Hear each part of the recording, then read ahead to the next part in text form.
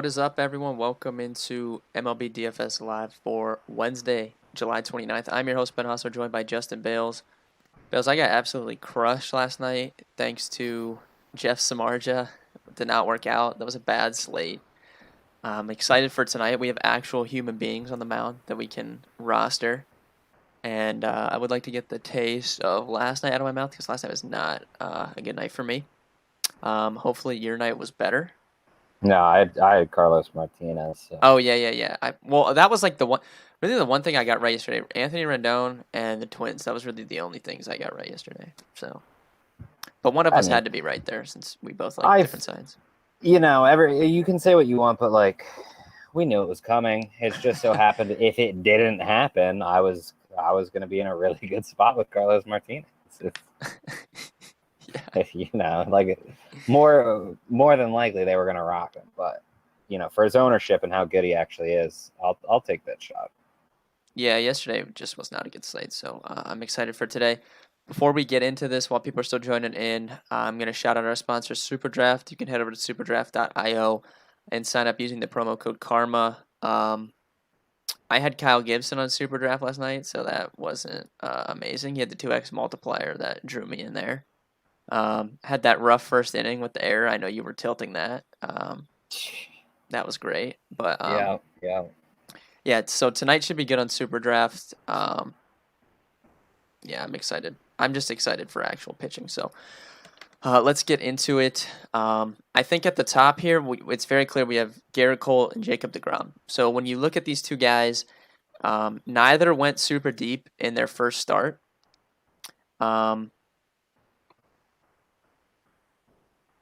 Zach, I'll get to that question in a second, but neither went super deep in their first start. DeGrom was clearly kind of being babied because of his back injury he had before the season. He was cruising along, got to 72 pitches, scoreless game, and they just pulled him.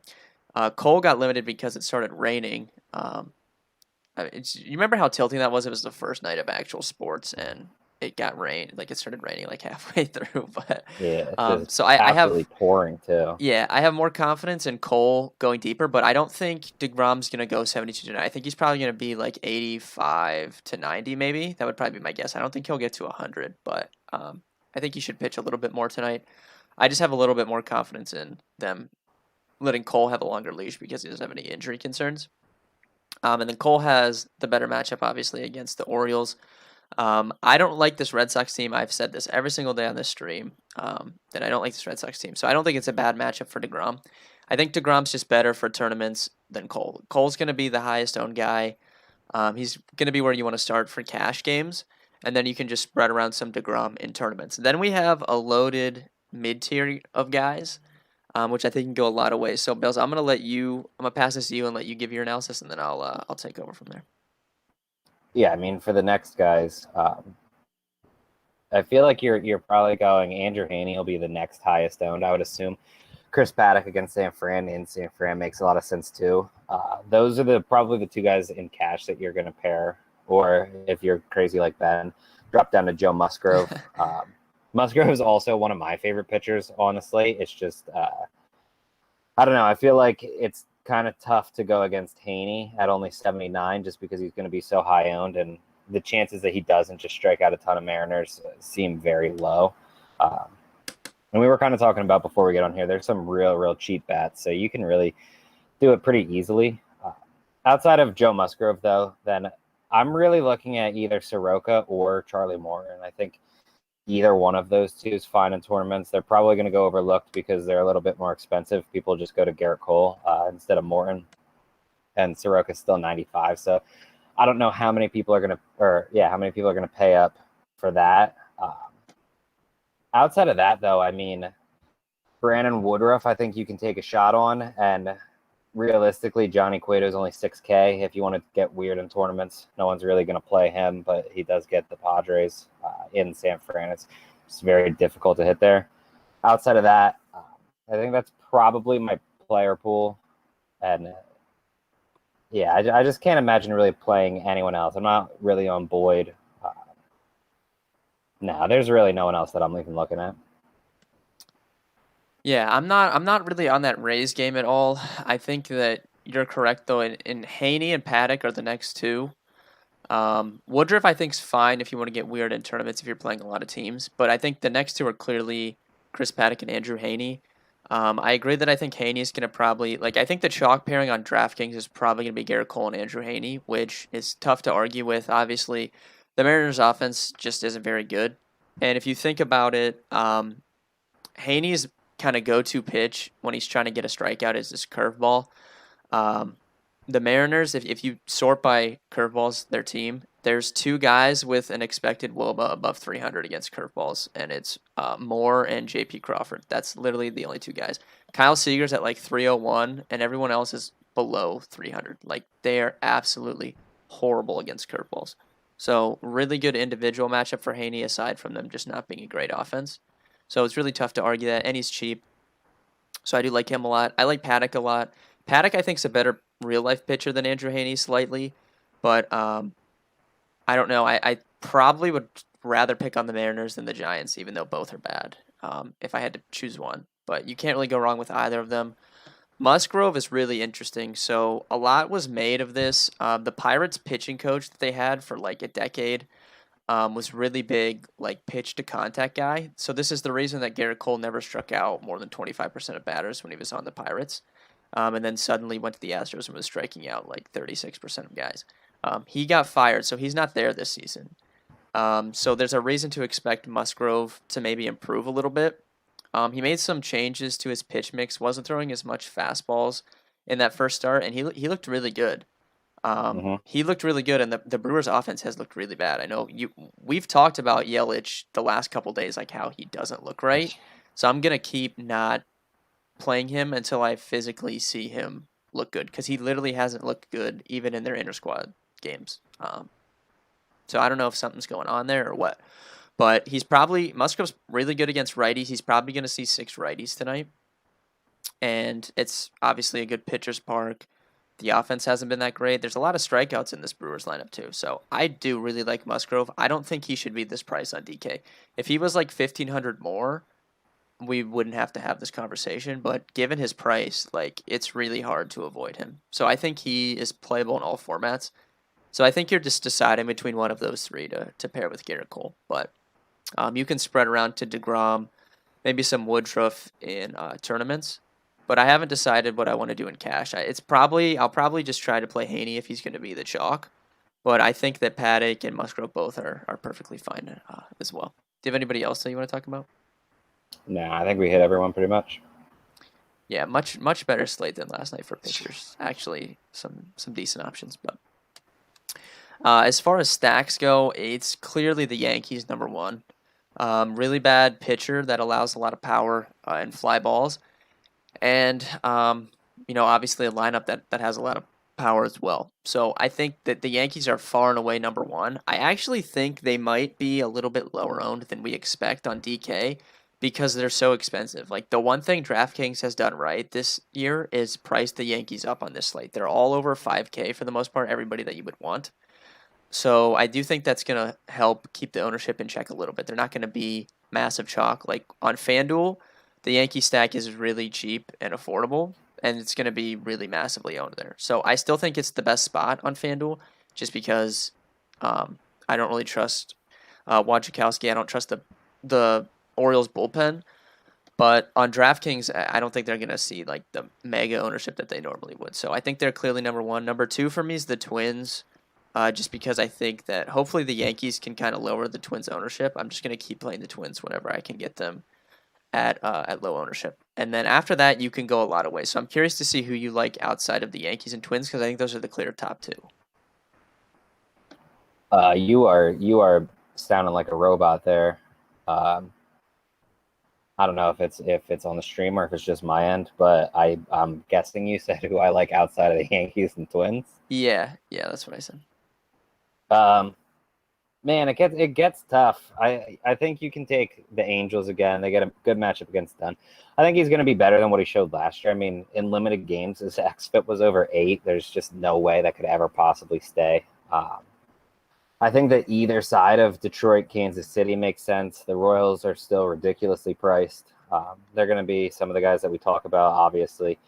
Detroit seems to go a little bit underowned each night, and they get a good matchup against Danny Duffy.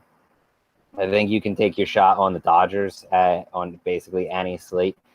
I also like the Mets just because I don't think that Eovaldi's a good pitcher. I don't like him. I think he got bailed out by having a first matchup against the Orioles, where some people believe that this could be the time that he breaks out. I don't think so. I think the matchup against the Mets is going to be much, much more difficult for him. Outside of that, though, that's more or less where I'm looking. I think you can take like some weird shots, like with Tampa Bay or Atlanta, more or less Atlanta, just because their offense is so good, and you're going to get them low owned because they face a really good pitcher. But I don't think I'm doing anything crazy like that tonight. Yeah, I agree. So Garrett said no robot on stream, so it might have just been you. I'm not dropping any frames, so I think I'm good for the most part. Cool. I don't know, but I agree. Royals are probably number 3 for me, just given their price on DraftKings. Like we'll get into it when we get to the positions, but some of their players are really cheap today. I don't really know why. So they're gonna be like, there's gonna be a lot of ownership on the Royals though, because it's not gonna be a secret that they're so cheap. And then the Dodgers, I think, are really an interesting one. I like that you pointed them out. So this kid coming up for the Astros had really good strikeout stuff in the minors. Struck out over 30% of batters at Double-A, but he had some major control issues. I think it was close to like 14% walks. I'd have to pull it back up, but he walks a lot of guys. So I'm not sure how that's going to play going up against a really good offense like the Dodgers. I think he could struggle. And we've kind of seen it can go either way when a guy makes their debut, right? Like you could see the offense struggling because they haven't seen him before. And then you could also see him struggling because, he hasn't seen an offense like that before. And he's making a jump from Double-A to the majors. That's a big gap, right? So Yeah. I do think the Dodgers are a really interesting one. But given the control issues, I would not be looking to one off anyone from the Dodgers. I think you got to go full stack or just fade them. The one thing I don't like against Houston or LA is like their bullpens are so good, but the Houston bullpen is missing a couple guys, so that could aid it a little bit. So I do like the Dodgers. The Dodgers have as much upside as someone like the Yankees, and they're going to be way lower owned. So I do like that move in tournaments.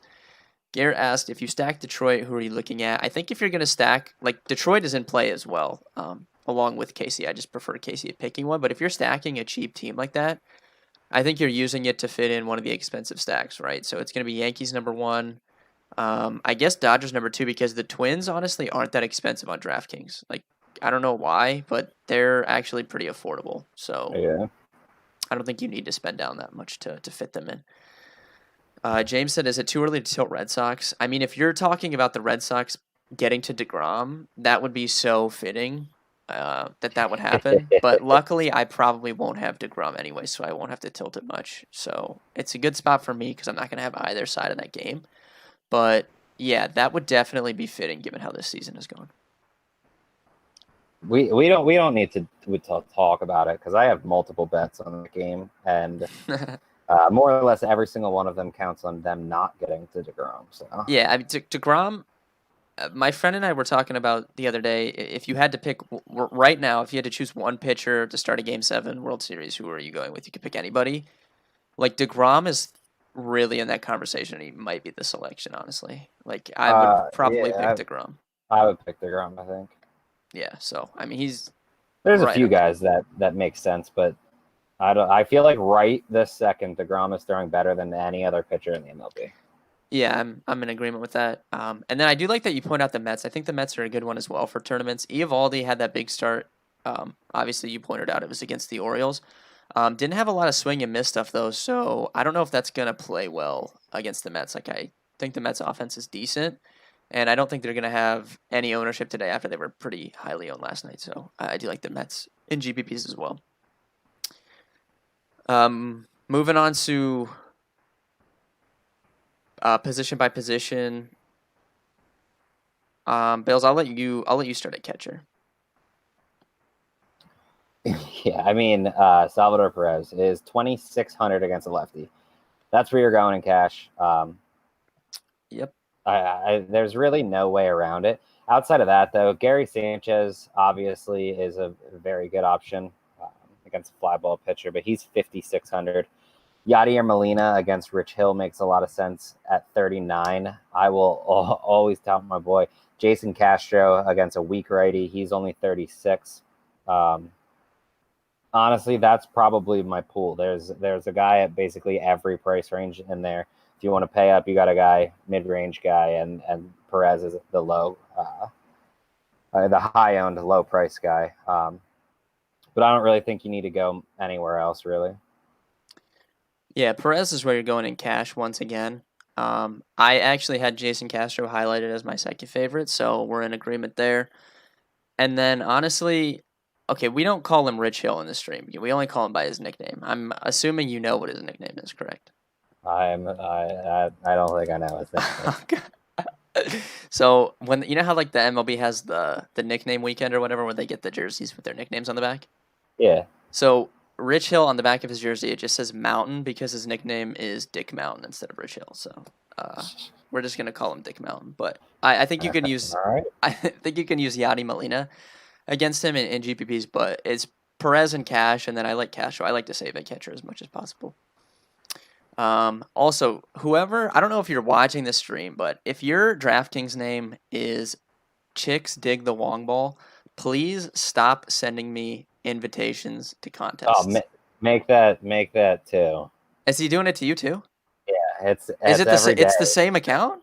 Yeah. Oh my god, he's probably doing it to everybody then. Okay, so it's if you're every day watching and this, just over oh and my over and god. over. So if you're watching this, you might also be getting the invitations from this person. So just stop. No one wants to play you. Like, I don't want to play you in a contest. I don't want to. He sends me like fourth round PGA Showdown invites. Like I'm playing Yeah, that. it's the same. Like, dude, I'm not playing fourth round PGA Showdown. Sorry, I'm not playing you. It's the most tilting thing. I don't even want to get into it because it's just so annoying. Ryan says pretty easy to go cold DeGrom with Soler, Perez, Crone, Scoop Fletcher. Yeah, I have no problems with that. I don't know if I would do it in cash, but then again, getting DeGrom and Cole in cash doesn't sound like the worst thing. So I don't really mind that at all. Yeah, Garrett. Nobody wants to play him. I mean, clearly no one wants to play him because if they did, he wouldn't be sending us invitations, right? He would already have his contests full. So I don't know. I don't know what his issue is, but he's hungry to play some games. I'll move on to first base now. So my favorite play at first base, I told Bales before the streams, Paul Goldschmidt, 300 ISO against lefties last season. Dick Mountain so he got scratched in his first start, right? Because they wanted to give him some extra rest. So I don't really know how ready this guy is. Well, he should be ready considering he got extra rest, but I don't know how ready he's going to be to throw a lot. He is pretty old, but Goldie just crushes lefties. I told Bales before the stream, he mainly throws fastball, curveball. Doesn't throw a fastball, which Goldschmidt's really good against low 90s fastballs. And then if you sort his numbers against curveballs, 355 ISO the last 3 seasons against curveballs. So really good spot for Goldschmidt. I think CJ Cron's going to get some ownership against the lefty, and he's cheap. So I think you can definitely use him in cash games. Don't mind Luke Voigt, and I don't mind Shohei Ohtani in GPPs as well. I like that. I'll add, if you want to get a little weird, instead of going CJ Cron, drop 200, go Miguel Cabrera. He also hits lefties well.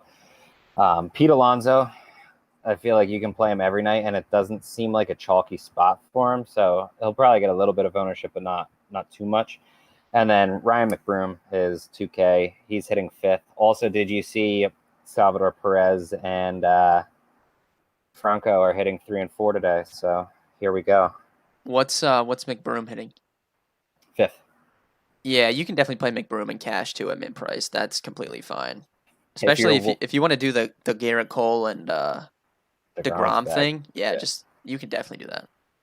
If you're wondering who dropped, Mondesi. Oh yeah. So Zach asked about that earlier. He asked if we thought something was wrong with him.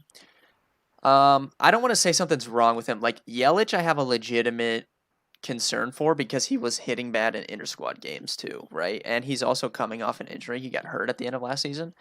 So That I have a little bit concerned. Mondesi, I don't know if it's anything more than, I'd have to dig into his StatCast numbers. Like, he might be hitting the ball hard and it's just going at people. I haven't been watching a ton of Royals games, so I can't give you an eye analysis on that. So I'd have to dig into it a little bit, but it's just a really small sample. I mean, a lot of big names are not hitting well to start the year out.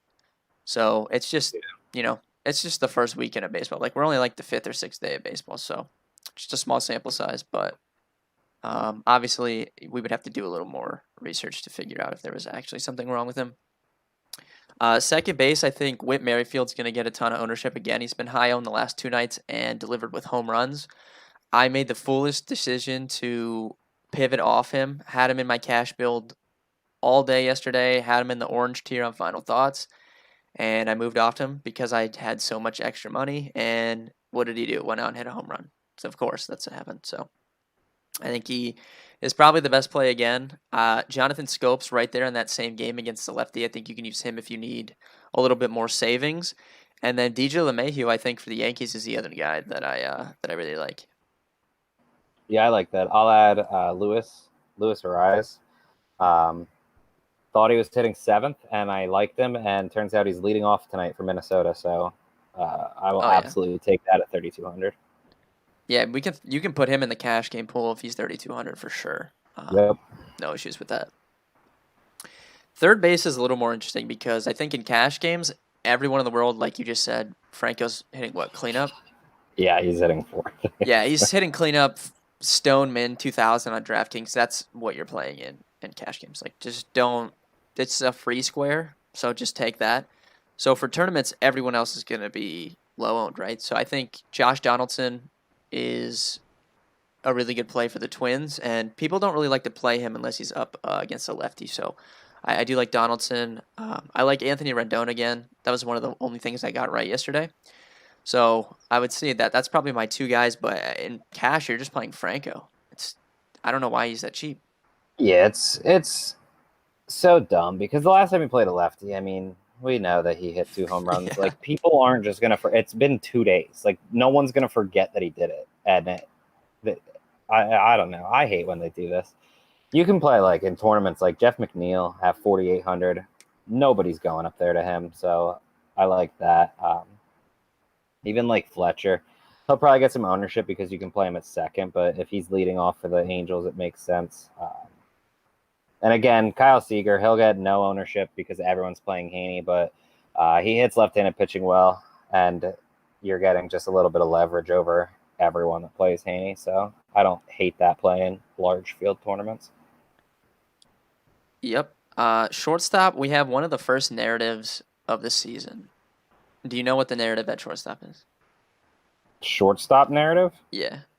Are we talking Carlos Correa hating Dodgers for Oh well, night? yeah. We'll have to get into that at the end. Maybe that was just amazing content. But no, so Gleyber Torres and Camden Yards. Do you remember this? Do you remember this from last year? No, I don't. Yeah. So I pulled this up. Gleyber Torres for some reason just owns Camden Yards. Last year he went 12 for 30 in Camden with 7 home runs. I mean, that's insane, man. That's ridiculous. He hit 20 home runs in Yankee Stadium last year, and he hit 7 in Camden. That is unbelievable. So I think you're probably locking in Gleyber. If you can only get one Yankees player in cash tonight, not because of the Camden numbers, just because I love Gleyber Torres, but I think I would probably pick Gleyber if I had to pick one Yankees player. But I'm going to try and get as many Yankees as I can in cash. I think I might, just looking at it more, I think I might do whatever it takes to get him into basically all my lineups because shortstop sucks. Yeah, I the only other guy I have any real interest in is Corey Seager. Corey Seager's numbers don't look crazy, but he's been hitting the ball really well. A lot of barrels. He's just been getting unlucky. So I really like Corey Seager, but I kind of talked about not wanting to one off the Dodgers. I would rather full stack them. So I'm just probably going to play Torres and move on. And FanDuel, he's really cheap, so you don't even have to worry about it there. Yeah, that seems like maybe like if you want to get super weird, Nico Goodrum, like he's 4,300, so no one's going to touch him, but I don't even know if I wanted to. Franchise asks, do I have to pay to see the sheets now? Karma is not free more. So yeah, all of our content is free. Articles are free, streams are free. The only thing that's not free is our core plays, and the Final Thoughts cheat sheet had to be included into the core plays packages because of Dave and his dominant NASCAR performances. So if you want to blame someone of why Final Thoughts isn't free anymore, it's Dave's fault because he's so good at NASCAR. We literally couldn't give them away for free anymore because it was giving away his entire core that people were paying for. So yeah, if you want to blame someone, blame Dave. But I mean, you can get package $5 a day, $15 for a week. It's pretty affordable if you want to try it out. $15 a week is relatively easy to pay off. So I would He's definitely not. He, suggest. he ain't watching the stream. No, he's not watching the stream, but definitely go blame Dave for the reason No, that no, those aren't no, no, free. no. That dude on DraftKings, he just sent me even Oh, he more. sent you. Or maybe he's watching the stream and he's pissed off that you told him to Yeah, stop. he's mad I came at him. Dude, So he's just just buzz hammering off, man. Polanco at shortstop. Yeah, Polanco's great. No problems with Polanco, especially if you're playing Twins. But I'm just going to have 100% Torres. Outfield, we'll finish it up here. Tons of options, as always. For cash games, I think you're looking at the big Yankees guys, Stan, Judge, Hicks. I think you're looking at Jorge Soler, sub 4K again on DraftKings. I think you're looking at Nelson Cruz is cheap on DraftKings. Michael Brantley is extremely cheap. Even though he's up against Dustin May, it's still a righty. Michael Brantley's a really good hitter. So I think you can look at him at his price. But that's kind of like my cash game pool. For GPPs, either of the other Twins guys, Rosario, Max Kepler, don't mind Michael Conforto against Eovaldi, which we were talking about. And I think Otani is outfield eligible as well. So I like him along with, Trout if you're looking at Angels. Yeah. You cut out on mine. Did you say the Mets, like Cespedes and Conforto? I mentioned Conforto, but not Cespedes, but I think both are in play. Yeah, the Cespedes hits right-handed pitching extremely well. Feel free to use him too.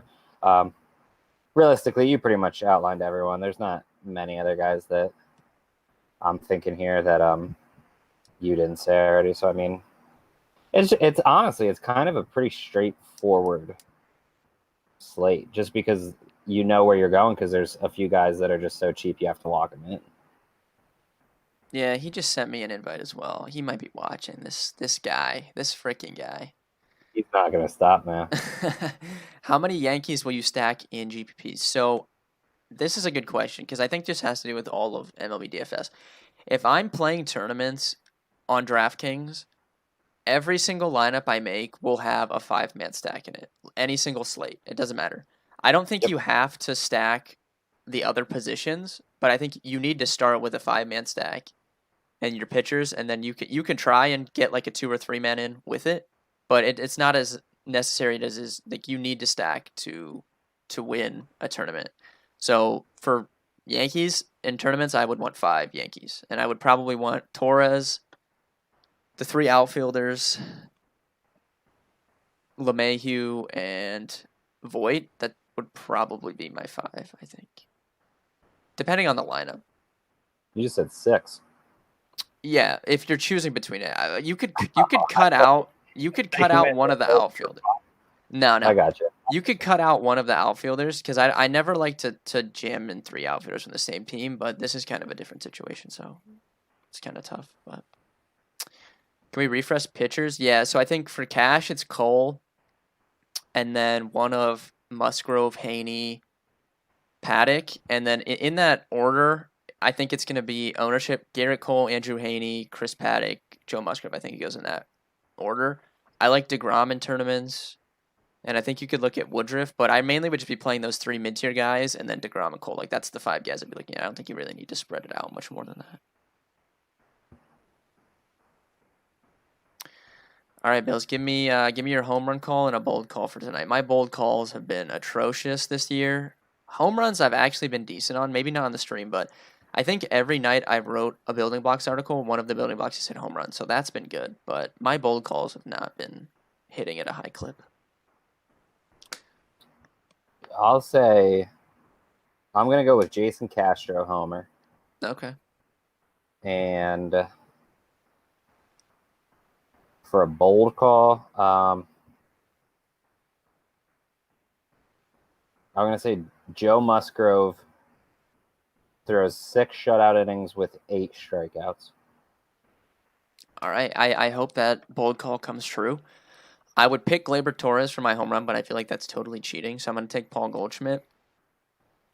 For a bold call, I'll say Chicks Dig the Wong Ball does not send me another invite today. That's my Yeah, bold call. So yeah, we'll that's a see. bad bold We'll call. see. We'll see if that comes true or not. But thank you guys very much for watching. As always, we appreciate it. We appreciate the activity in chat.